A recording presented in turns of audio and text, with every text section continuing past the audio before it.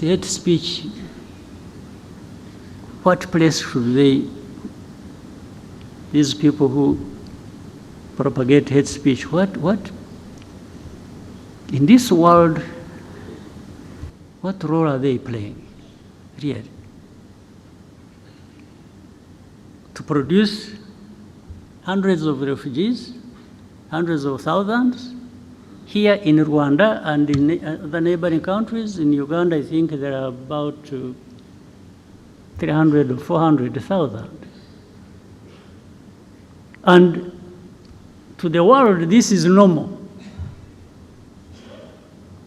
Yeah, that is how it happened here when people are being killed. Here in 94, some people are saying, no, this is, it's like, these are the savages of Africa killing each other. Some people are saying that. We are savages killing each other. So it doesn't need to be treated as urgent. So even having 100,000 refugees and others crossing, every day there are people crossing, by the way, from Eastern Congo to Rwanda. This is normal. If they have to talk about any people at all, it is maybe displaced. Displaced, yeah, they can talk about, meaning those who are still in Eastern Congo, but displaced, maybe there is sympathy for those, a little bit. Those who are being forced, by the way, forced to cross the border and come here as refugees, to create a situation that in the end will find justification and may be accepted that actually those people should live there. It's like these are Rwandans who have returned home. So let them stay there. So in the end, they create some fact that we should contend with and accept. Really? Well, if it wasn't for that we act reasonably, that we respect norms, international norms and laws and everything, and painfully accept this mess that is being created and hopefully waiting for some of those powerful people to address this matter. Maybe it would be right to actually create a situation where we push them back and those responsible should protect them. But so among those refugees, there are those who have been here for the last 22, now 23 years in a refugee camp.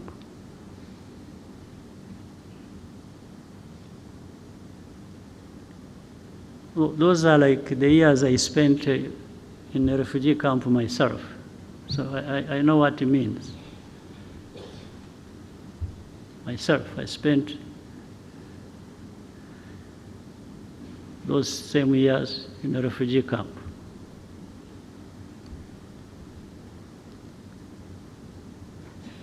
So who is in charge of what? In this world, who now does what? Now there comes the Eastern Congo conflict as such.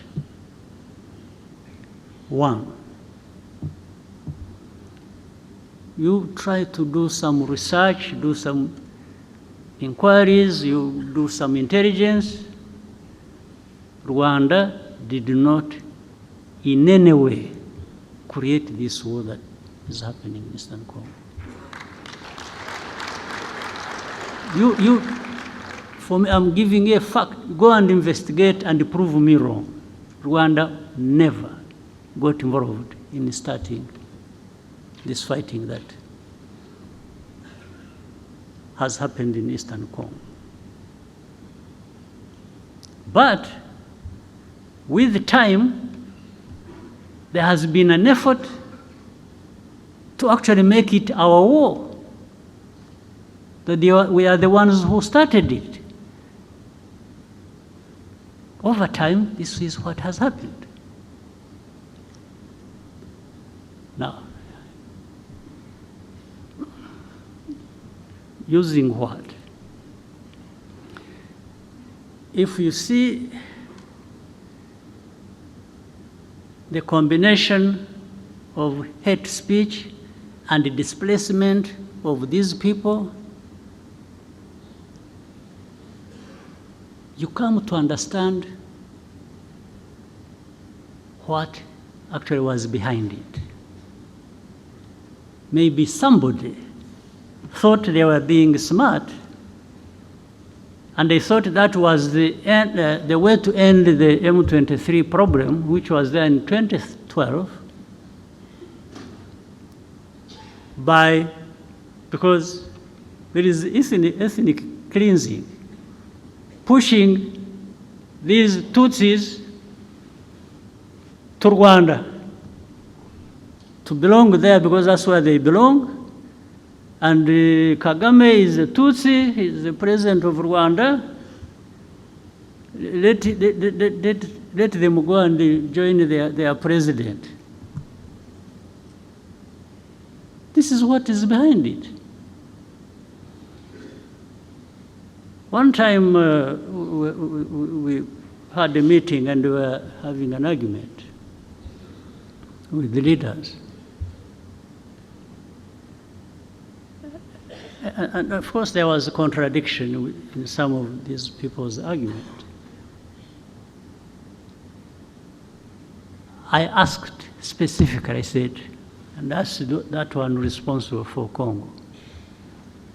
I said, we are not going to address anything unless you come out clearly to tell us facts about this situation. I asked him, I said, are these people in M23 Congolese or not? And he said to me, and there were other leaders in the meeting, that absolutely, these are Congolese. Then he came out to say that he has in fact even openly talked about it. I think when he was in the US or UK, I don't remember what he said, that he came out and said it. So he was confirming that these are Congolese.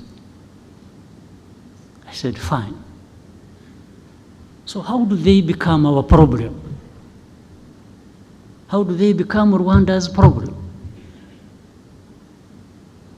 I also asked him, I said, do you know when these people, the group that started this fighting, do you know where they came from?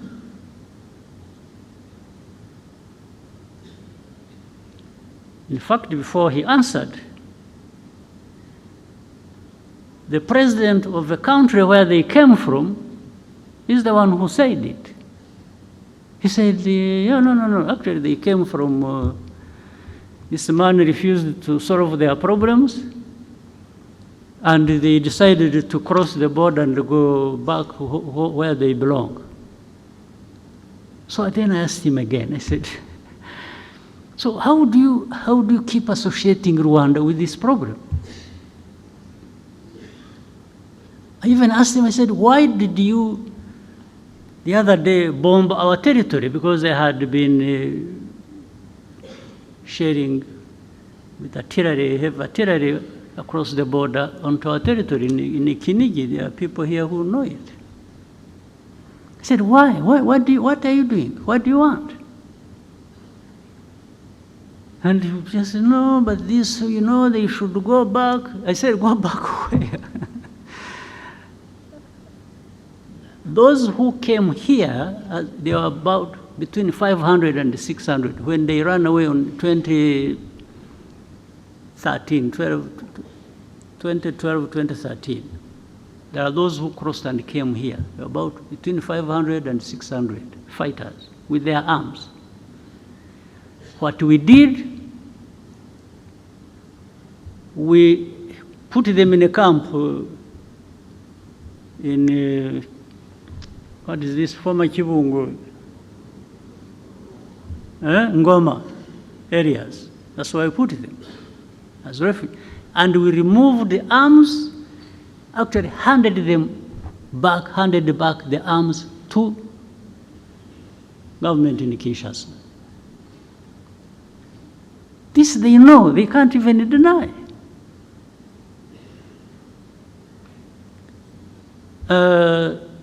They said they had wanted to solve the problem politically. They invited some of the leaders of this group, took them to Kinshasa, that they wanted to talk to them and resolve the problem. These people, the leaders of this group, went to Kinshasa. They are put in a hotel, spent 5 months without seeing anybody to talk to them until they left. Of course, they left heavy bills behind in the hotel. Nothing else. Now, but when you see, then you would see you saw in the statements of different organizations and so, blaming Rwanda for M23 conflict in Eastern Congo. I cannot tell you the reasons exactly why that would be happening. Now,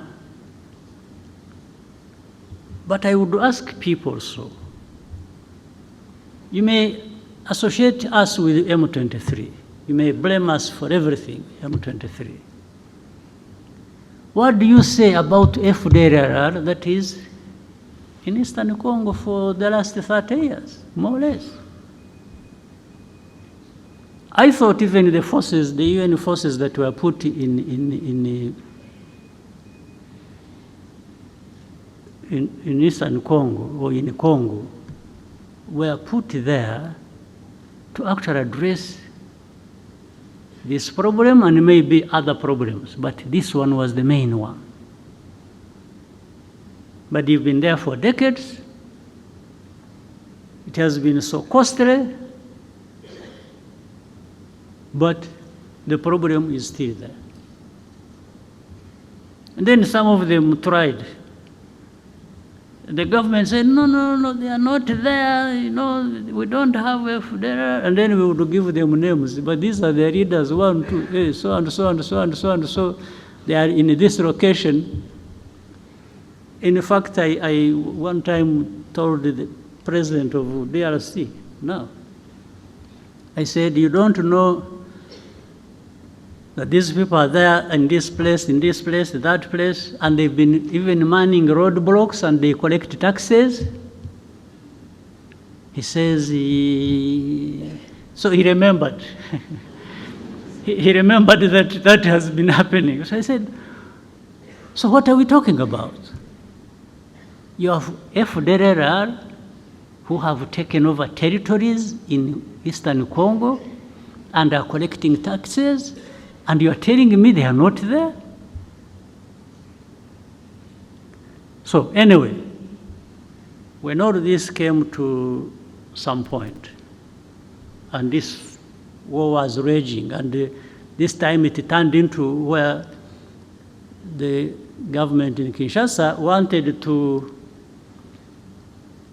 they mobilized the people, they thought they would now throw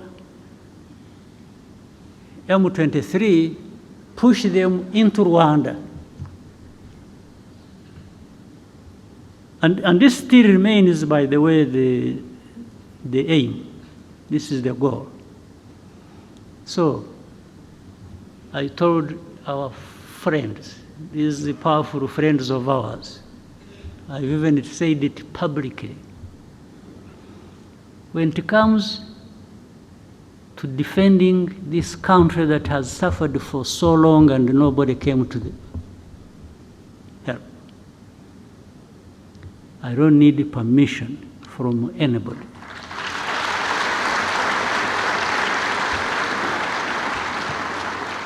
To do what we have to do to protect ourselves.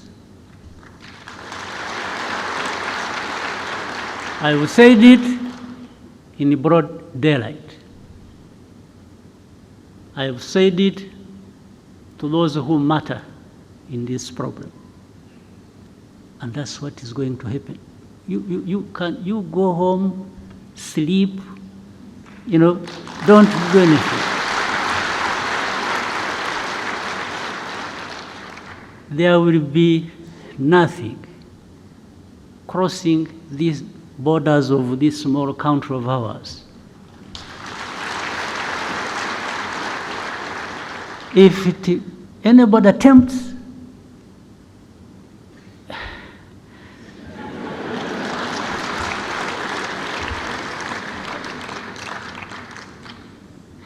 so ntimugatinye ibitumbaraye.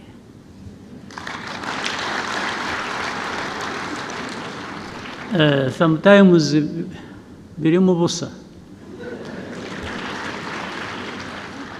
Haba harimo umwuka.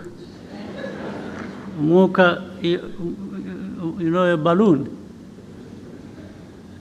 A balloon, you need a needle. Just ibyari birimo ukayoberwaho bigiye. Ntimugatinye ibitumbaraye. And I'm saying this, not only that. Ikindi nuko, where we have been,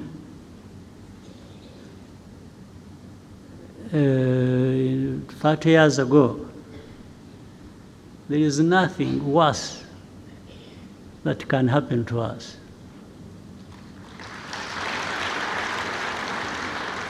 Also, that means if you ever put us in a situation where we have to think like it's going back to that time,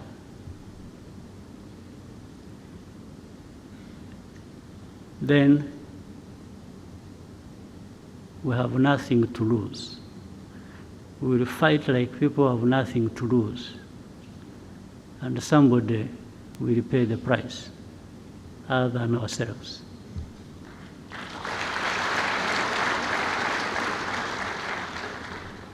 You have seen, I have not answered these insults that are coming from the south, from the west.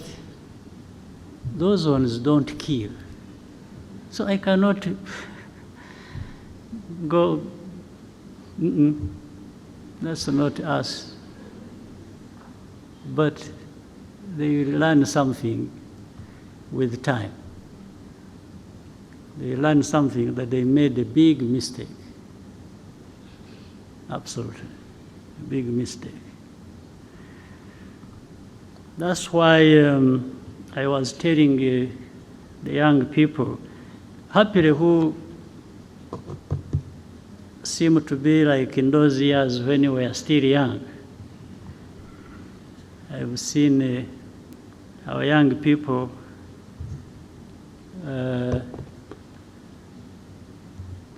they are really ready to fight for and defend this country.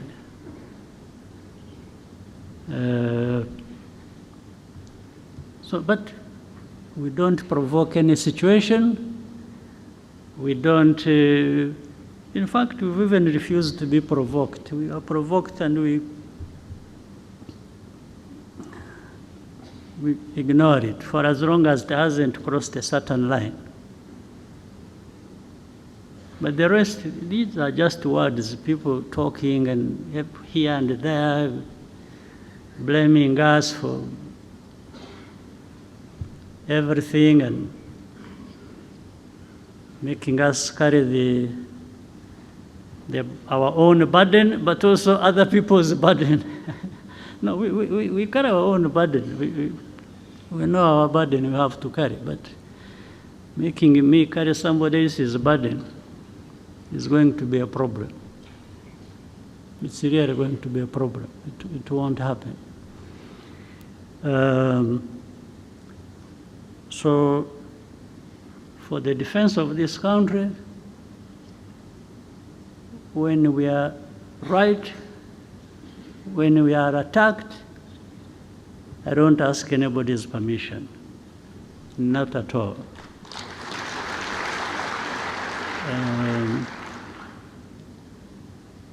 So the country is safe, is secure, and will always be.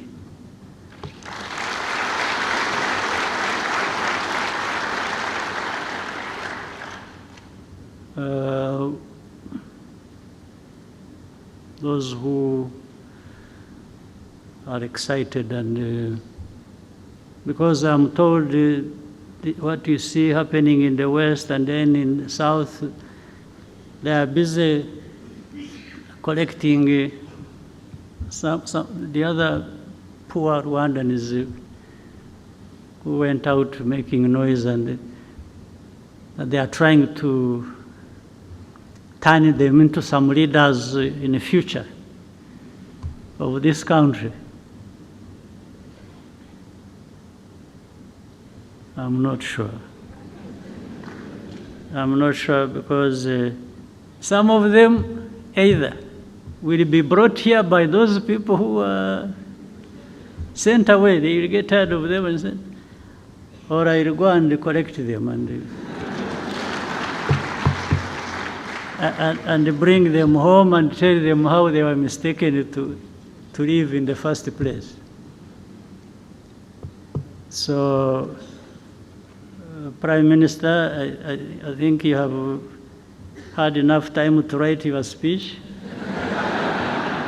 So I think I'm going to invite you to. So I wish you a good year. I wish you happy life and many years ahead. So, asanteni sana.